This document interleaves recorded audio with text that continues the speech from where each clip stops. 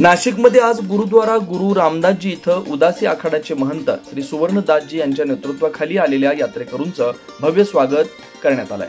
पंजाब, हरियाणा आणि जम्मूमधून तब्बल 250 भगत आणि संगत या यात्रेत सहभागी झालेत।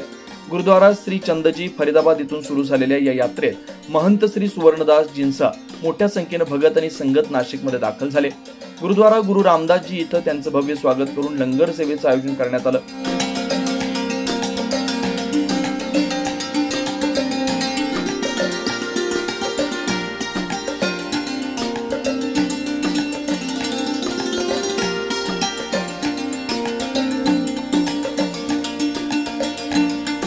यावेळी शीख समाज समन्वय समितीचे सदस्य गुरमुख सिंह संधू, करमजीत सिंह, मिल्खा सिंह, परमजीत सिंह, गुरविंदर सिंह, मनजीत सिंह, सतनाम सिंह, दादर सिंह, मालूक सिंह, बादल सिंह तसेच पंचवटीची संपूर्ण संगत उपस्थित होते।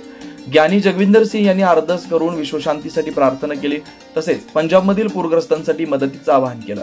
विशेष म्हणजे समन्वय समितीचे सदस्य गुरमुख सिंह संधू यांनी पंजाबमधील पूरग्रस्तांसाठी 3 कोटी रुपयांची मदत स्वतः देणार असल्याची घोषणा केली। नाशिकमध्ये झालेल्या या स्वागत सोहळ्यात शीख समाजाच्या सेवेची परंपरा अधोरेखित झाली तर यात्रेकरूंनी नाशिककरांच्या केलेल्या स्वागताबद्दल समाधान व्यक्त केलं। 9 न्यूज महाराष्ट्र ब्युरो, नाशिक।